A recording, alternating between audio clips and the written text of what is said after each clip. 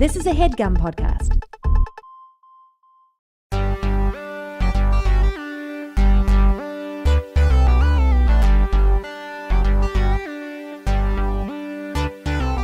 Your Skype image is the worst thing I've ever seen.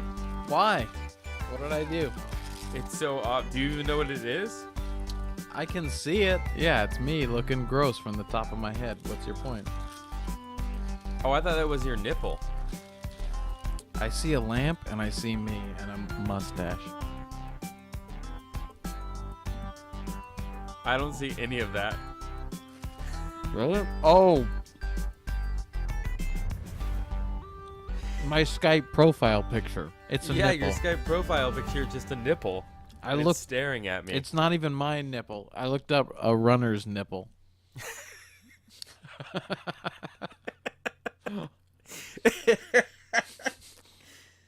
Clearly, I was trying to be really awful because when I call you on Skype, it pulses towards me. No, I try and be as off-putting to people as possible so they don't bother me. You know what's been in my head for the last 24 hours? What? Make your own kind of music. Oh, fuck yeah.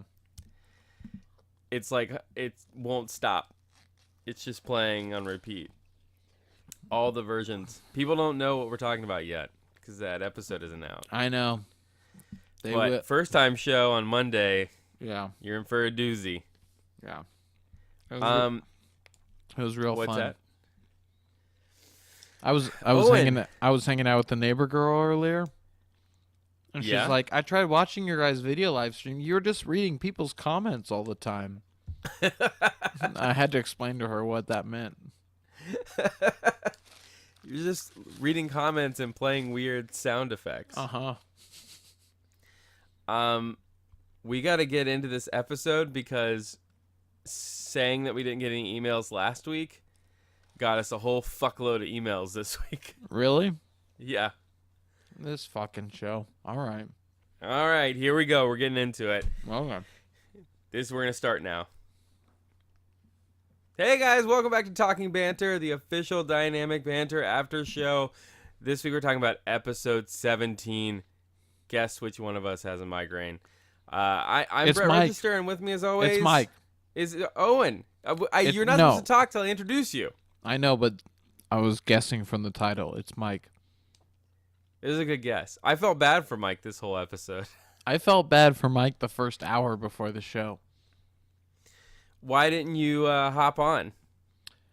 Because that's not my show, man. You know? All right. It's better with the two of them. That's the point of that show. All right. They're two legitimately funny, hilarious people. You and I are just commentators who occasionally direct the action. But for the most part, the talent's really on their part. We know that. Perfectly sums us up. Yeah. Well, we're already in. First note here, Jesse again provided us with notes so we wouldn't be on our own. First note, you, Steve thinks this show is a bad idea because Mike is very ill. Mm-hmm.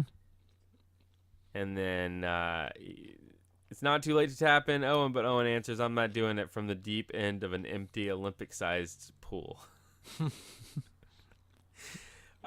Then I like this. Steve says there's a stupid tiny lamp on Owen's desk that bothers him a lot. It's the tiniest little light, and he hates that it's always on. He hates that he can't turn it off because of the tiny switch. Do you know the lamp he's talking about? Yes. And what I was going to say is, how many things does Steve have in that apartment? Right. That are like big show items. I love that he hates your one little thing. One thing that I have that's not his, yeah. And it just eats away at him. Yep. It's like Trump. It's like everything's perfect, but there's this one little thing that's really bugging me.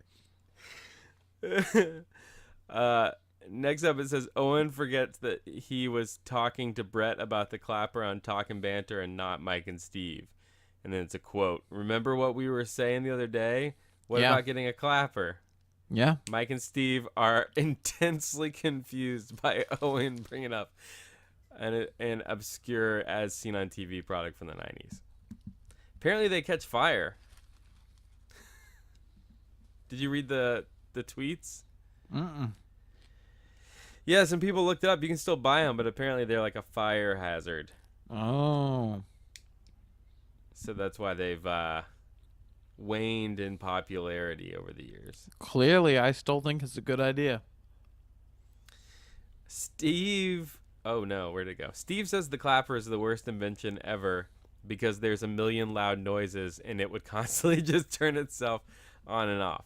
Mm-hmm. Owen goes to bat for the unusefulness of the clapper. Oh, for the usefulness of the clapper.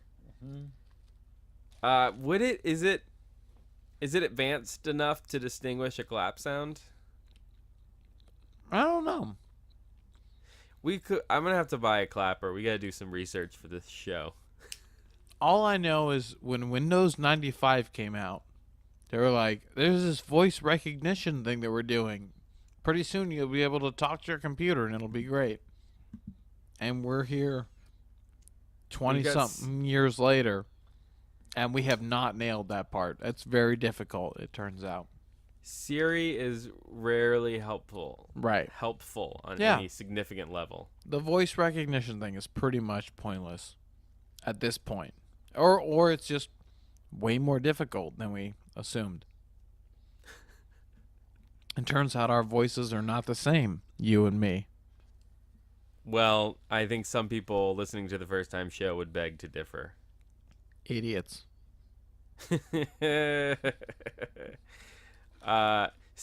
Mike tells a story about the Hollywood Walk of Fame that he doesn't finish because he's probably going to die before the episode is over.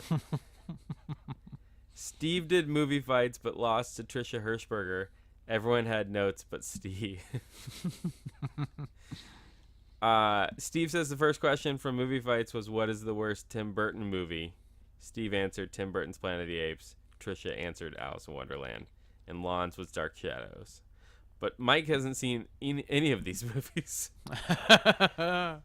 What's the worst one for you? We were talking about this yesterday. I mean, the last 9 compared to the first 9 are drastically different and unlikable. But there's a lot of high lows in those 9. Mm-hmm. If I had to pick a real terrible one out of the ones they presented on Movie Fights, I would say Planet of the Apes. I understand why Steve hates it so much because his favorite movie is the original. That's even worse, you know? Like, if your favorite show when you were a kid was Dark Shadows, you'd probably hate that. That, I think, though, is the worst one. I agree with Lon. It's just bad. I don't know if it's for anyone because I did watch Dark Shadows. You saw the show? Not when it came out. Yeah, I saw it when it came out on like DVD when I was in college. Oh. Yeah, so I'd seen it. I mean, it's like cheesy and whatever, but the movie is incomprehensible. You don't know what. There's no, like in the trailer where you're like, oh, they're having sex on the walls and the ceiling or whatever. That's pretty cool. It doesn't play like that. It plays as confusing. Like Chris Lebenzon has always directed Tim Burton or edited Tim Burton shit. Uh-huh. We just watched that Miss Pellegrino's whatever in Austin. The editing is awful. And I don't know that it's Chris Lebenzon's fault. I have a feeling Tim Burton goes to work every day and then whatever time he gets bored and tired, he just gives up. And they're like, well, we have this master shot, and then you got one of the close-ups, but we don't have the other one. It's like, whatever. You'll make it work. It's fine. Who cares? Because they cut back to shots way more in his movies than anything else. That was like Film School 101. Don't cut back to the same shot if you don't have to. Do you think that he's beaten down a little bit because he's already done his best movies and his shitty movies garnish so much more money than any of his good movies ever did? Like that, I think that would take a little bit for me. I would get to the point where it's like, yeah, I don't know, just stay on the wide the whole time, I guess. Yeah. No, Alice in Wonderland is his biggest grossing movie, and it's like, it's garbage. It's a total nightmare. Maybe that's his worst. I haven't seen this new one, though. I don't know. Alice in He Wonderland, didn't. I He at didn't least direct made the it to new the one. end of it. Dark Shadows is inexcusable. I know. Planet of the Apes is fine. Planet of the Apes is just unnecessary. No, it's also bad. I Because mean, sure, but it's not it like it's fine. it's but got it doesn't do it's got anything. cool like Rick Baker makeup and shit. It's got great makeup. Yeah, All of it. It looks great. right. That's the same way I feel about like. It was way worse than Sleepy Hollow, but I feel the same way where it looks great, but I wish I cared about the story and the emotions that are happening, you know. But the Planet of the Apes is a waste because it kind of relied a little too much on action, and he's not an action director. It's fucking terrible. Like they show an explosion with like apes flying through the air, and then cuts to these like close-up shots of them landing on the ground, but it looks like somebody lying down to take a nap. Like he's not concerned that the action doesn't match from shot to shot, you know? Yeah. I think like any great artist, and because he's a fucking amazing artist, he showed us that there's beauty in the shadows, you know? That the dark can be more interesting and more acceptable than the light. Because all of us have this weird idea of what norms are. And I don't think there's any such thing as normal. I think the definition of normal is something that people always say, oh, normal is something I'm not. I'm weird. I'm crazy. I'm dark. You know, they have this conception of normal that I don't think it exists. And he did such a great job showing us that there's beauty in the dark that now they sell it at Hot Topic. And it's totally the normal. shit out of it at Hot Topic. Yeah, it's so normal. It's like Howard Stern. It's like how he was like, I'm going to say the B word on the radio, you know, and everyone's like, ooh. And he did such a good job of it that now all of us swear all the fucking time. And so when you listen to Howard Stern, it's like, well, what was your point beyond the shock value, you know? I think he was right that we should be allowed to talk however the fuck we want. And I think Tim Burton was right that there's beauty in the shadows more than the light. I'd say, and Elfman and all that, those minor chords being inspiring and uplifting, you know? Yeah. Where they were traditionally evil and wrong.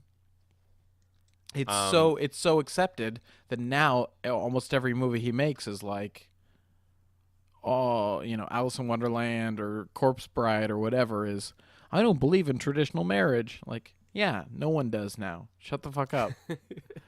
There's not going to be a Hot Topic about, traditional marriage. Is that the message in Corpse Bride? Yeah, they're always running away from their weddings or their marriages. That's definitely his later years. Also, he worked with Denise Denovi. We were talking about this the other day. She really steered his Beetlejuice to Ed Wood years into like very functional movies, and I don't think he's had that since. He doesn't work the same without her. That's the first of many movie fight questions we gotta get into. No one's asked me. The next is what two co-stars from a classic film would you like to see reunite for another movie? And I had a question. Is this alive or dead? Like, do they have to be alive? That's tough.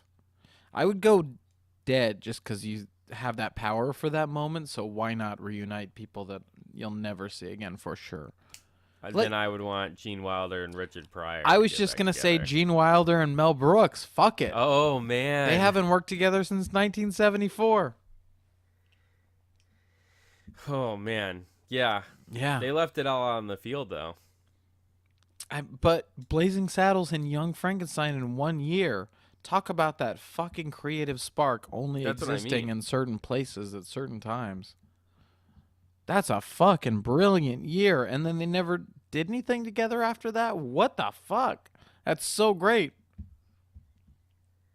That is really weird. They didn't do anything else together. They're just but like... See No Evil, Hear No Evil was after all that, right? Yeah, but if you and I made two incredible... Somehow we started riffing. We came up with an incredible movie. And then a second movie. And we churned them out in 1 year. And the whole world was like... Oh, shit, these guys are like the forefront of comedy, everything. Like, you know you'd be, I would too, coerced into like, let's keep it rolling, you know? What else is going to happen? But for them to be like, nah, we're good, we're done. It's interesting because it almost feels, it feels like it was a different time. Like if that happened now, it would be like Seth Rogen and Evan Goldberg. Like it's just every movie you now just do it together. We live in a lot more. Because it's a winning formula. Yeah, we live in a lot more disposable era. I think back then it's like Blazing Saddles, Young Frankenstein. Hey, they made 2 Mona Lisas this year. Great job. No, those are never going away, and they haven't. It's just great because if you read Gene Wilder's book, he talks a lot about how he doesn't consider himself funny. And he talks about in his acting, he never told a joke. He tried to just be genuine and let the situation be funny. Right. And so every time Mel Brooks would try to cast him in something, he would try to talk Mel Brooks out of it. Because he's like, no, you need someone funny, and I'm not funny. Yeah. And so I think he just ultimately, you know, That's really interesting because I live with a comedic genius. But if anyone thinks he's funny, it's him.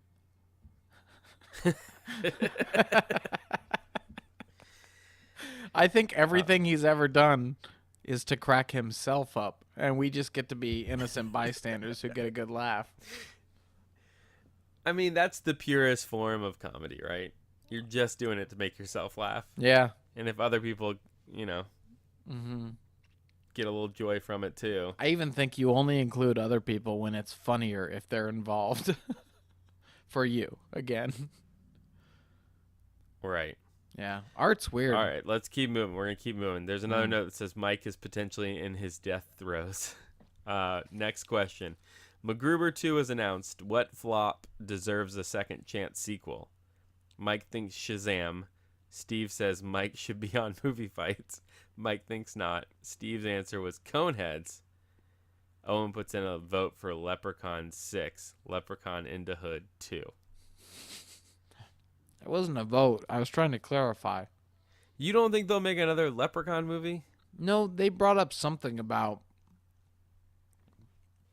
sequels. There's one after that. They yeah, you're right. But they brought up numbering of sequels, and that one always stood out to me as real funny. I remember when Leprechaun 4 in space hit my Blockbuster shelf. Oh, yeah. And I wanted to see it so bad. Yeah, but then Leprechaun 5 came out, but it wasn't called that. It was Leprechaun into Hood. And he thought, oh, well, they're switching it up. That's fine. Good for them. Then Leprechaun 6 came out, and it was Leprechaun into Hood 2. I couldn't believe that because Into Hood was a fun sidestep, but they really needed to do Leprechaun back in time. That was, for me, the natural progression of where we were going. I'm pretty sure we've already had the Blockbuster VHS cover discussion. Yes. Yeah, let's move on. What would your real answer be? A real sequel I'd want to see? To a movie that flopped. Oh, it has to flop also. Huh. Yeah. It's weird because every movie that I like, I don't want to see a sequel to. You know what I mean? Sure. I mean, Monster Squad was thrown out. That was a good answer, I thought. I didn't grow up with it, so I don't have the nostalgia. It's fine, but I don't love it. But imagine if they made a sequel to it where the kids were grown up. Like all the years between now and the actual movie had transpired. I don't care. Oh. And all the monsters come back? I get it. I don't care. Oh, it would be great. And I grew up checking out the black and white VHSs from the library because it was free. So I saw Wolfman and Frankenstein and shit. And they're great. They are great. They're great, but I don't want to hang out with them because they're scary. So how about Indiana Jones and the Temple of Doom 2? I'd watch it. Yeah. I was going to say Land of the Lost because I love that movie and everyone else hates it. It's so confusing. It's not that you grew up with the show and love the show. You love the Will Ferrell movie. We need to watch it together. Will Ferrell, because Danny McBride, hilarious. and a girl, right? Yes. Yeah. There's no way. I think I lost friends over that. I would never watch that movie. You haven't seen it? No. It's hilarious. What? No, there's no way. It's great. There's no way. It is a nonstop laugh per minute thrill ride. You know what came up today at the office? Addams Family. Barry Sonnenfeld's first two Addams Family movies, Addams Family and Addams Family Values, with Raul Julia as Gomez. Yeah, I feel like they would have done another one if he hadn't died. Maybe. That's his best thing ever, for sure. But that's what about Street Fighter? Addams Family's his best thing, for sure. But they made Addams Family... They took the TV idea, because you're going to remake it, because people recognize it, whatever the fuck. There was a comic, whatever. They did it right. They totally nailed it in the right way for that time and place. So, if you're going to do Land of the Lost, which we're all too old to have any nostalgia for, and none of us cared, none of us saw it, do you think they got it right like Addams Family got it right? Probably not. But we need to watch Land of the Lost. You're missing out. Well, hang on. Are you going to watch it right now? I'm going to pull up the trailer. Live? Okay, that's a good idea.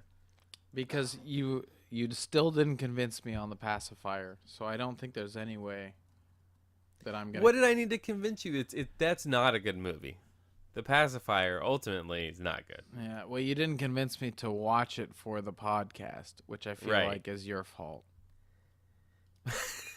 I blame me, too. Well, it was a bad ad. Hang on. Nothing wrong with ads, kids. They don't pay our rent and bills and paycheck at all. Please. Wait, what the fuck is this? Oh, I thought it was the trailer, but then I thought it wasn't because it had Matt Lauer in it, but it turns out it is the trailer. Matt Lauer's in the movie. Boy, is he ever. Okay, hang on. There's no way in fucking hell I'm going to sit through that.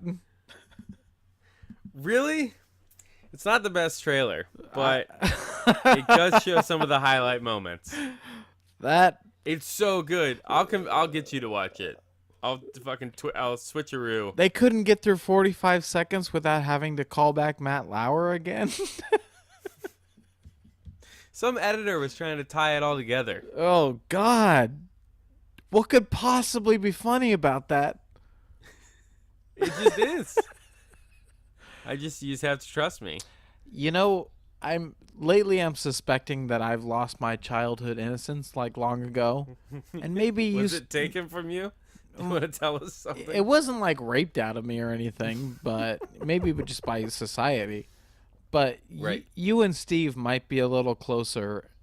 Steve more than you, but you guys might still be hanging on to it a little. So I feel like I'm missing out when you say that something as stupid as this is fun. I feel like in my most innocent of hearts, I could find a place for something like this. Does that mean you're going to watch it? Yeah.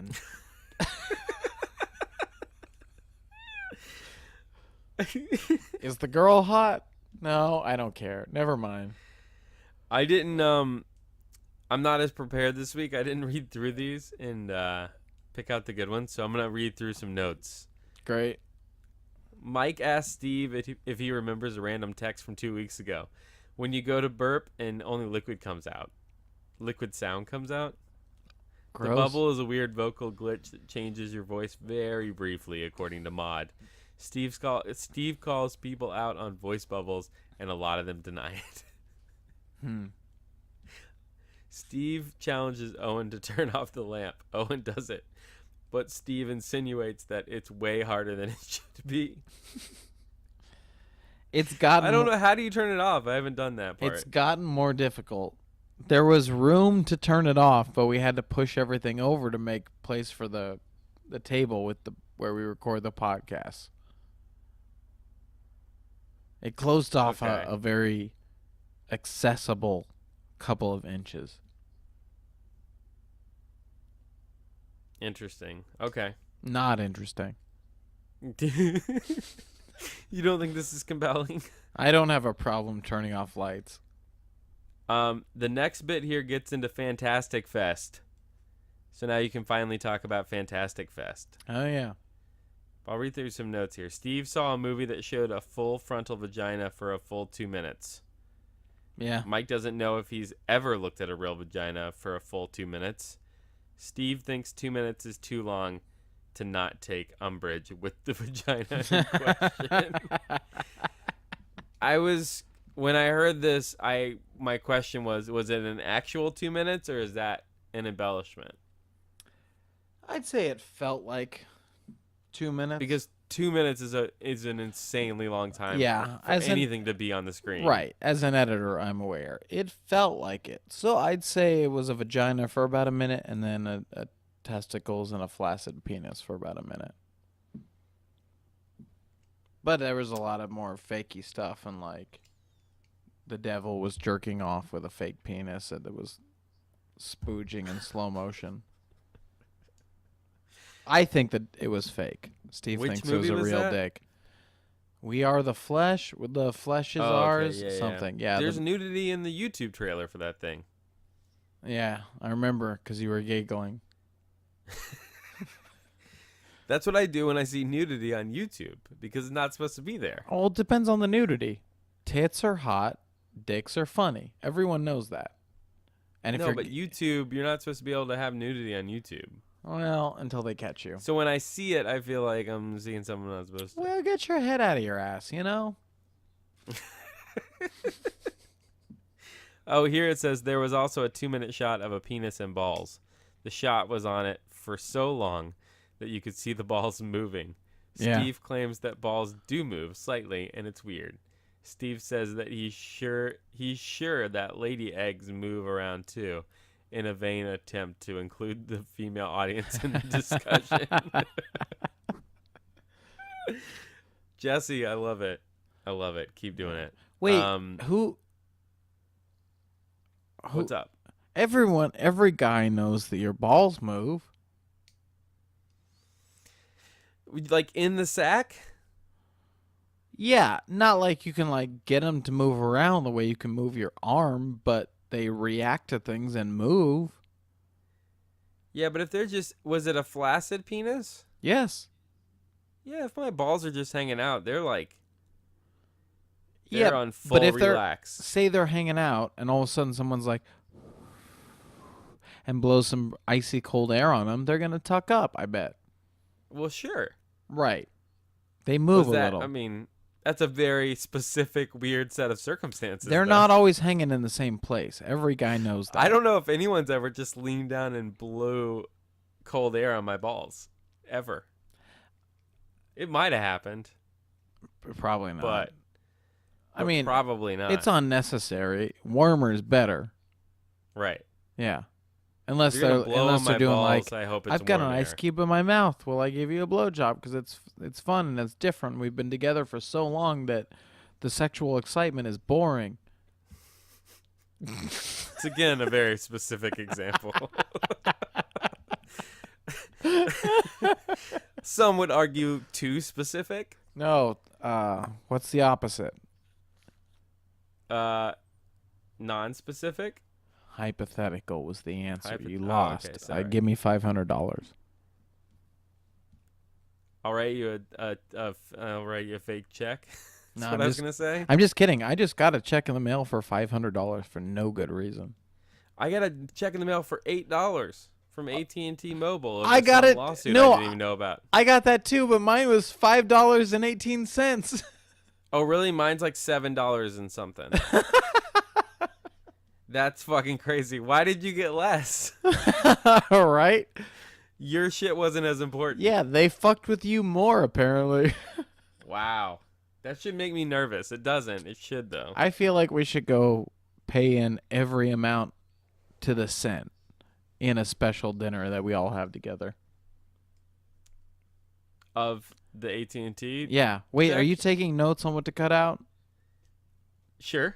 We haven't had anything yet. We haven't had anything yet. Yeah. How did you get the most? I have no idea. I'm grandfathered into Who cares? Keep going. some sort of unlimited plan. Yeah, I Yeah. don't Anyway, I have to be on a plane in 7 hours. Oh, you're leaving Uh, tomorrow.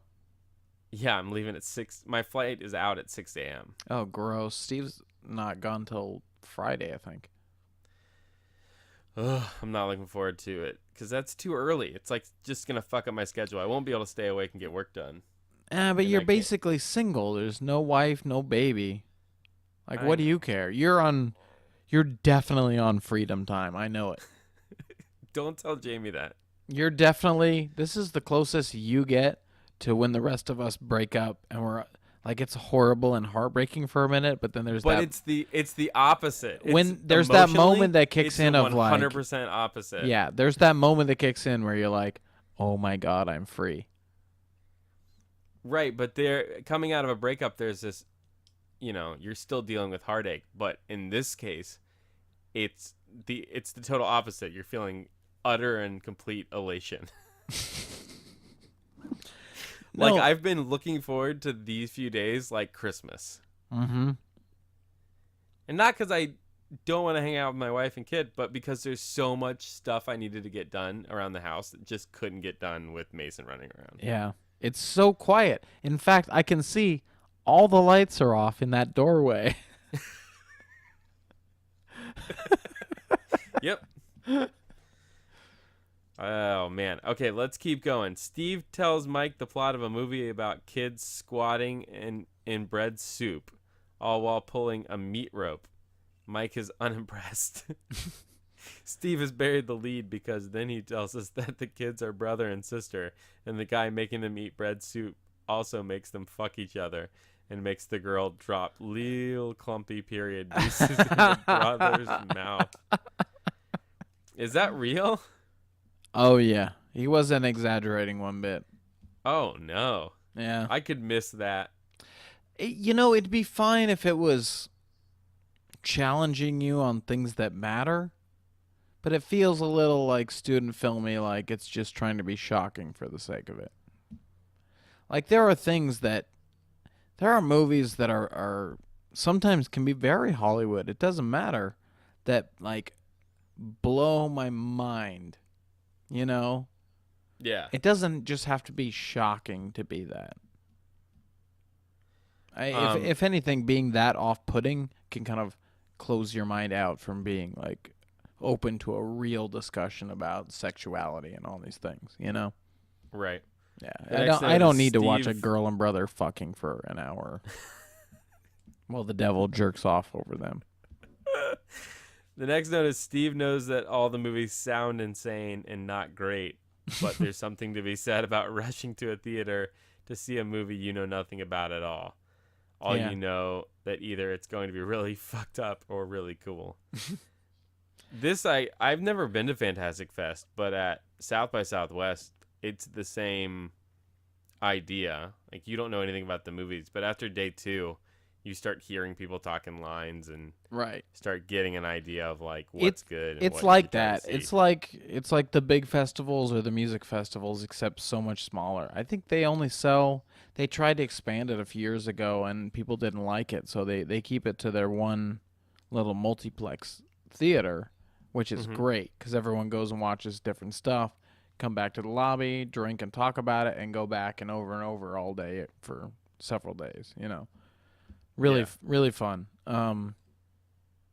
But I felt a little bad. Like, we missed. I didn't want to look up anything because the discovery process, going into movies dark, is so fun. And I mostly only get that when I watch old movies because you've always heard, oh, Citizen Kane is great or whatever it is, And you go and watch it, but you don't watch a trailer before it. And that the first hour of the movie where it really lets you in on its world, and like that discovery process is so exciting, and that's what engages you in the story that goes for the rest of the movie. And with the trailer and stuff these days, we might as well start at the hour mark, right, if not more. So I like going in dark, but I feel like if I were to go again, which I think we might, I would look up a little more because we missed. Oh, okay. We missed The Handmaiden, which I think was another movie by the guy who made Old Boy, the original. and I really wished I'd seen that. Do you mean just reading what the movies are about, or looking up little? Yeah, because they have their reviews? list, and I tried to go in dark, but I think I'll look up a little more next time, but I'll definitely avoid the trailers and stuff still. But what was your favorite thing you saw? It's tough. I wasn't blown away by anything, and last year they had The Witch, Green Room, and The Lobster, which were all fucking amazing. Yeah. So I haven't seen The Witch yet. Oh my God! Watch it on the plane and try to freak everybody out. Oh, can I just say the scariest part about The Witch is not the best part about The Witch is everyone who watches it gets something different out of why it's scary, because it basically is playing into what everyone's afraid of on all different levels. But to me, the supernatural stuff isn't scary because I don't care about witches and ghosts. But there's a realistic underbelly to how super ultra religious people can treat each other even in a family and like disregard each other's feelings for some kind of bullshit beliefs, you know. So it gets real creepy on a very real level also. But everyone gets something different out of it. The Witch is amazing. I can't wait. Yeah, but nothing really blew me away that same way. A little bum, but there was some really good stuff. I'm going to jump ahead because we have a lot of emails. Basically, Fantastic Fest encompasses the next, 30 minutes or so. Do you want to say, is there anything else about Fantastic Fest that didn't get covered? Oh, shit. Really? There's a lot to go? Huh? There's a lot to go still? Well, I'm skipping ahead. I'm going to skip down. There's just one more thing. That was Steve talking about it. No, I think he covered it. I don't quite remember. Okay. Yeah. The mermaid movie was really fun. I don't know. Yeah. What do you think about his pledge to write a movie by next Fantastic Fest? I would love it. We'll get into Hard War some other time on the podcast. I'm going to force Steven to making a Fantastic Fest movie for next Fantastic Fest. If you'd been there, I think the better movies are not the ones that are intended to be there. What do you mean by that? There was one movie, again, hashtag not everything is for everyone.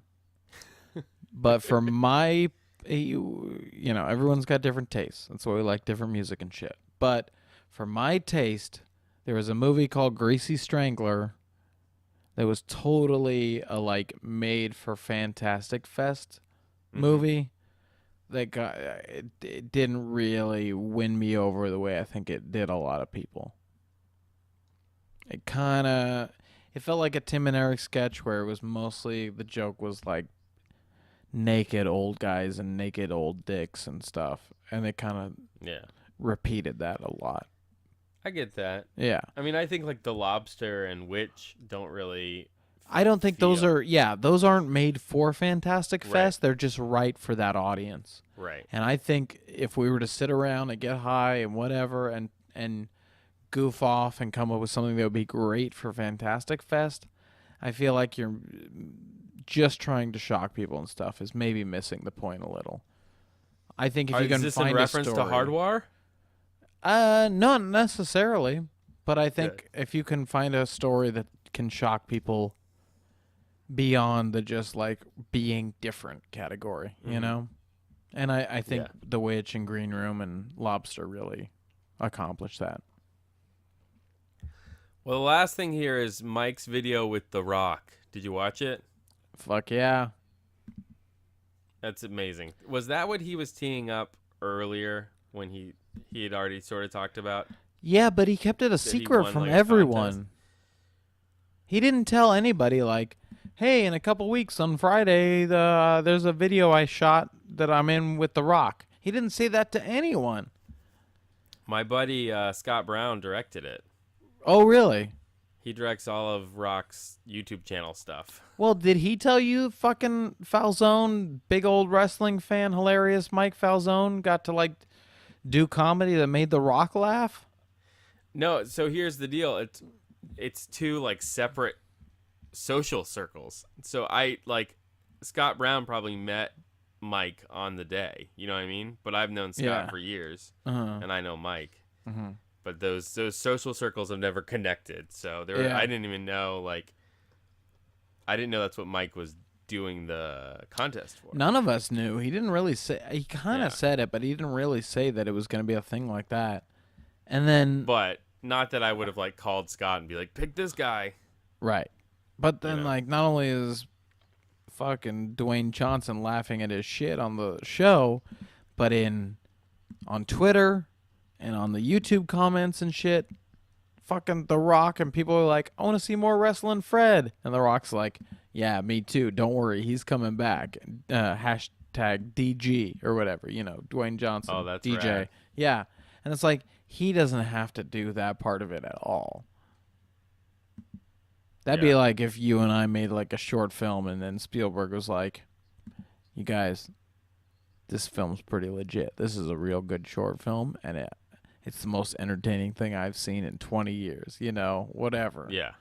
It would mean everything. I get it. Everything, yeah. Which is ridiculous. And do you think either you or I could have kept that a secret? No, but fucking Mike did. He's got that good secret-keeping personality. Yeah, well, we've learned that from previous podcasts. He's all about, like, not saying anything about it until it's happened, basically. Yeah. Because he knows that all this stuff can go stupid real easy. Well, listen, dude, let's get into some emails. Please, for God's sake. We asked for emails, and we fucking got them. Thanks for everyone who sent emails in. The first one is from Jake de Medeiros. Mm-hmm. Does Steve burp often, or is that just a bit? It's not a bit. It's often, but he knows how to time it. Yeah. You think? Yeah. I feel like he just doesn't. He doesn't stop it or slow it down. I give him more credit. All right. By the way, I haven't vetted any of these emails, so we'll see. Yeah. Chris Michaels emailed. His subject is, whoa, what is this, an email? He says, hello, boys. I thought I'd send an email to comfort you guys. I don't have any fan fiction, but I am thinking of ideas. Probably something in which Steve and Mike travel through time, a la the butterfly effect specifically. I was wondering what kind of successes humanity will have in the future. In light of Elon Musk's plan to go to Mars, what do you think humanity will succeed or do you think we'll all kill ourselves? Society, not each of us individually, before we accomplish anything. Thought I'd go with a light question. Tell Madison I said hi. I will. So, super easy question. Do you know about the Elon Musk space program to Mars? Heard of it? Are you following it at all? Yeah. I love science. Like, he's trying to send people to Mars for like $100K. Yeah. He wants to get it down, I can't remember. It's like 100 something per ton, and he's trying to get it down to like what the cost of a house would be, so that people can start colonizing Mars. Right. So ridiculous. I love him for wanting to push things forward, because you don't get that. Well, he's talked a lot also about that we being need ridiculous. to be a two-planet solar system where we can live on more than one planet in case something happens to this planet. Yeah. But from what I'm reading, it's basically like, but it would take forever to get Mars colonized and everything the way Earth is. You remember and by that time, it's like, you remember in Total Recall where they hit the nuclear reactor and Mars has like a beautiful Earth-like atmosphere in like seconds? If you hit that reactor or whatever, it would take like a million years for it to be like a habitable environment.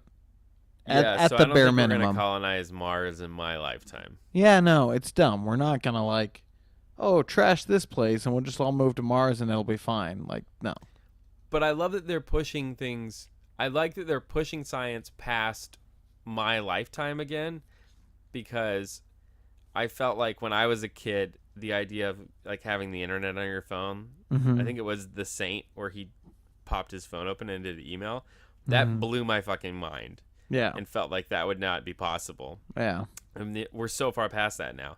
I like that now science is starting to be like, here's this like crazy sci-fi thing that we can make movies about for years. Right.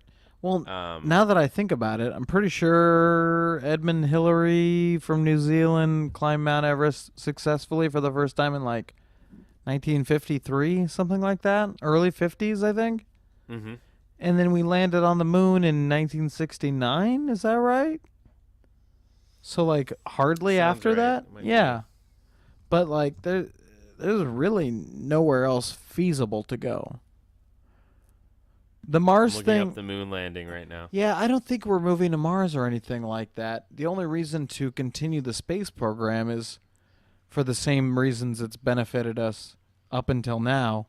It's not just about going to the moon. Like, satellites and shit run our cell phones, GPS, all that stuff, like microwaves, all the things we use come out of advancements in the space program. And when that's stagnant, then we're stagnant.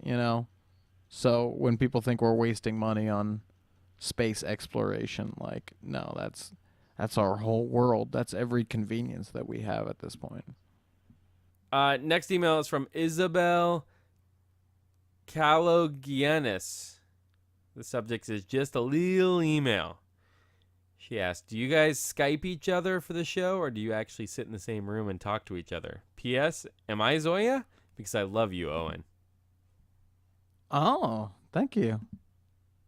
It didn't sound as romantic in my voice, Yeah. but you get the message. Well, Zoya's love for me is not romantic. That's true. Yeah. All right. We Skype this show, but first time show we record in person. Yep. And Dynamic Banter is recorded with the two people. Oh, nice. It's different. It's a different feeling when you're in the same room doing it, but it's like I think this totally works. It's like a long distance relationship. It's bullshit. It doesn't work. You need to exchange physical atoms. So many emails. So many emails. Garrett Bergman writes, I recently watched the Cat in the Hat movie after about 10 years.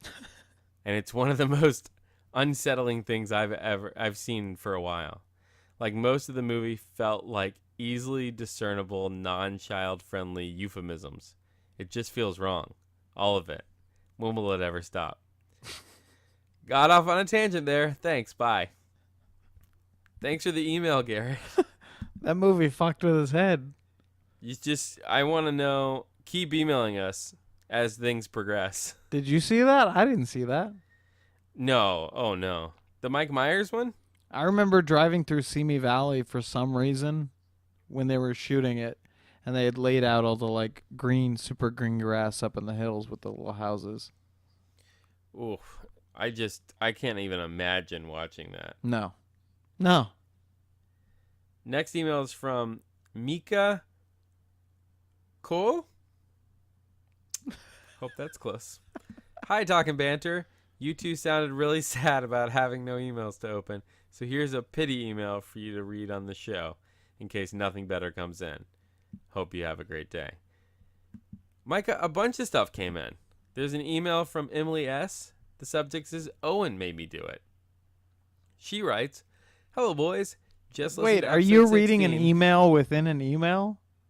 No, I just moved on to the next email. Oh, I got confused. I thought you were like, oh, she says there's no good emails. Well, here's a good email just for you. Well, yeah, kind of that. All right. Well, let's see how good the email is. Okay. Well, it started with how great I am, so I'm assuming it's a really great email. Well, it said Owen made me do it. I'm so great I can get people to do things. All right. Here's what she says. Owen mentioned that he had never sent an email to any of the podcasts he likes. I listen to all the podcasts of the EZU and have never sent a tweet, email, letter, anything, even though those are usually my favorite parts to listen to. Number one favorite part are the tangents, even when Steve doesn't finish a fucking story. So here's my email. I like what you guys do. Keep that shit up. Hey, that's somebody Thanks, like Emily. me. That was a great email. I convinced someone like me to actually email. Maybe I'll email now. I'm kind of inspired. You're going to do it tonight. You're already at the computer. Well, who should I email? I was going to say, what would be your first email? Do you want me to do it right now? What podcast would it be? Let's see. Either how did this get made? Yeah, I would probably do how did this get made. Yeah, but I feel like they get a lot and it might not get through. Although I don't care about it getting through. I've just never emailed. I love Bill Simmons' podcast. I would probably email him. You're talking about TARS? What? TARS? No. The actor who played TARS in Interstellar. What's his name? Oh, fuck. I don't know. Bill Simmons created Grantland. He used to work at ESPN. Now he has his own show on HBO. I'm confused. Hang on. Who is TARS? Look that up. I'm going to read the next email. Aaron Stevens says, why do you title the episodes with After Show when the actual show is called Talk and Banter? Isn't After Show just the definition of what the show is? So why doesn't it Bill say... Irwin. Why doesn't it say Talk and Banter for the episodes instead? Bill Irwin was the name I was thinking curious. of, not Bill Simmons. Does Bill Irwin have a podcast? I don't know. I doubt it.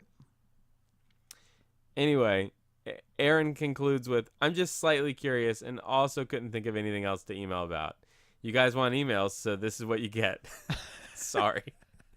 Thanks, Aaron, for the email and the question. I feel like the way these are coming across, I feel like we might have sounded a little sad and pathetic. Like we just needed I didn't remember someone... sounding sad and pathetic. I but know. You know what? I don't care because we got emails in and... yeah, but they're like pat on the back emails. Justify the means. I don't... That's okay. I'm going to get sad again at the end of this and ask for more emails, so stay tuned. I only like new information. I don't like compliments or pats on the back. That's not my thing. You're going to get them. I don't like it. Aaron. Learn me something. The reason we put it as after show is so it's not confusing to somebody who comes to find dynamic banter for the first time. Because it's definitely... The hope is they'll listen to those boys first. Yeah.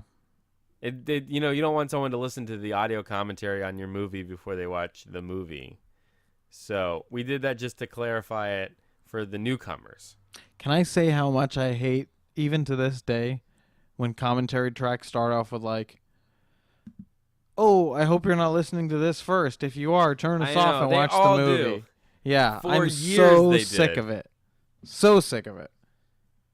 The same way that I'm sick of podcasters being like, sorry, I'm sick this week. I know my voice sounds really bad. I wouldn't have cared or noticed.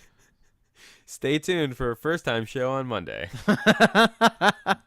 Was that on? The next email is from my mail. Wait. This one, the subject is the clapper. And it says, Owen almost mentioned the Talking Banter podcast when he was talking about the clapper.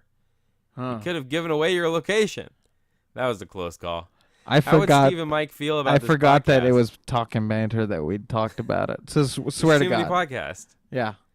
I chalk all this up as just like constant conversations that we all have. And it's hard to remember which ones we record and put on the air. Anyway, he finishes this email with, also, love you guys. Keep up the great work. Lights out. Plain did hombre. Oh, that's nice. Marcos Salsa. That's who that was from. That one made me hungry. I am starving. Samantha Decker emailed, hello! I don't have any questions relating to Talking Banter. No G. But I want to support your request for fan interaction. What are your favorite smells? What did we say last time that came across as so needy?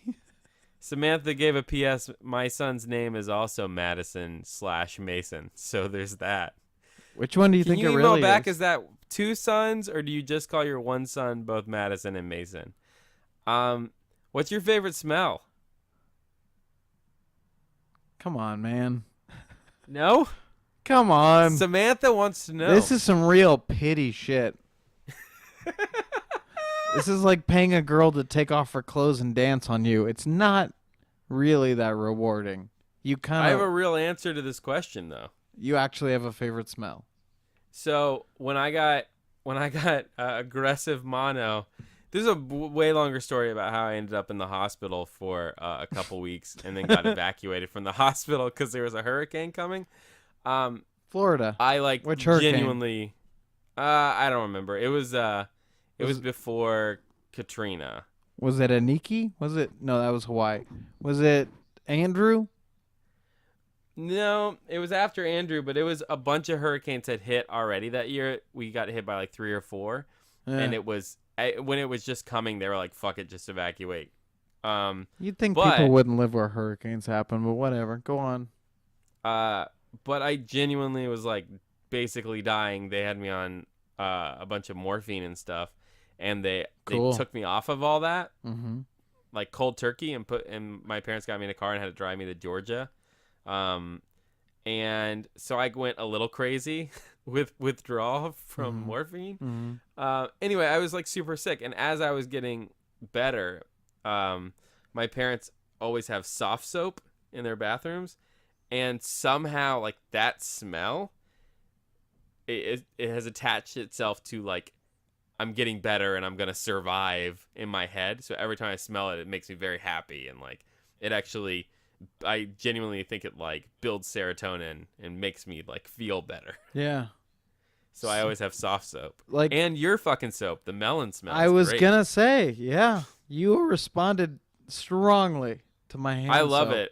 Yeah. Well, I feel like I have a really intense sniffer to start with, but yeah, soft soap is that smell of like normal soft soap is. And it's also CVS for cheap, but it smells just as good as any of the pear stuff from the mall. Yeah. Clearly. So that's my favorite smell. See, that was a real answer. Yeah, you proved it. I never really cared about my hand soap, but now I know it's keeping you alive, so I just have to keep it that way. Next email is a big one. Kelsey Winsberg asks, could we get an official update on Steve's knowledge of Talking Banter? And then she says, truly appreciate the show, guys. Thanks for doing what you do. So Steve is somewhat aware that there is a podcast called Talking Banter, but doesn't know that it's an after show for Dynamic Banter because we think it would be too much pressure put on them if they knew they had an official after show.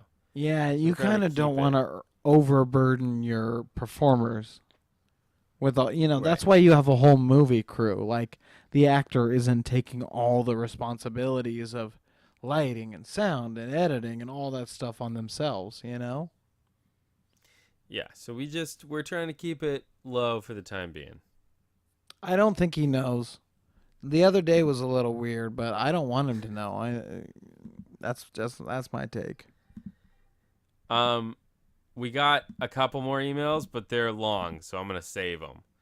I want to give them the time they deserve. Thank God. So Mitchell and Khalif, we're going to get to you next week. Is that when you guys are back from? Yeah. Yeah. Oh, I just clicked over to Skype, and it's your fucking nipple. It's not my nipple. I told you. It's an athlete's nipple. It's a runner's nipple. That's very important. I was looking it up because I was curious about how much they get chafed. I don't run, so I don't Apparently care. But I was curious what happens to nipples. That is a chafed nipple. It looks a little chafed. It's got some real red irritation right at the peak. Yeah. Isn't it weird that we cover up nipples, but there's like 14 billion on the planet and everyone has 2? I just think it's weird that the most taboo things are like the most universally common. Yeah. But I get it. Like taking a shit's gross. There's no reason to make that a public thing. All right. Thanks for listening, guys, and thanks for emailing us. Please keep emailing us. We just any email. No. Don't. I don't want no. Feel better. Clearly, we got so many pity emails this time that I do not want any more. Do not email us unless you have something you actually care about talking about. Email us with anything. Yeah. Don't ask me how my day is. That doesn't help anyone in the world ever. All right, I'm going to go to bed now. Bill Irwin was born on April 11th, 1950 in Santa Monica, California, to Elizabeth Mills, a teacher, and Horace G. Irwin, an aerospace engineer. That's really cool, actually. Bill Irwin was the voice of, and performance operator of TARS, the rectangular robot in Interstellar. He's been in a lot of things, by the way. He was also, you know what's weird? I just Sesame downloaded Street. Interstellar to my iPad to watch on the plane because I haven't seen it. Oh, really? It's okay. Yeah. I figured it's a good plane movie. It's not sciencey enough for my taste, but I really appreciate any of these science movies that are made for mass audiences, for sure. To get anyone thinking about science. You guys, science is how we understand what's around us. Art's how we understand what's in us. These are the two most important things for how we communicate with each other. It's an important understanding. And if we could all get there, we could probably all communicate a little better. Thanks so much, Brett. This has been Talking Banter. Hey, no problem. Brett Register has been my guest, and I'm your host, Owen Carter. I really, really care about breaking down what's in every Dynamic Banter episode. And don't forget to check us out on First Time Show, where you can watch Lost right along with us. We're only at Season 2. There's a fuckload to go. You could catch up in about 3 days if you really put your mind to it. Thanks, everybody. You got to hit the brakes. Don't go ahead of us. Oh, don't go ahead. That's accurate. Thanks, Brett. All no right. problem whatsoever. You guys have fun in New York. I'll see you real soon. Sounds great. Good night, everybody. Lights out. That was a HeadGum podcast.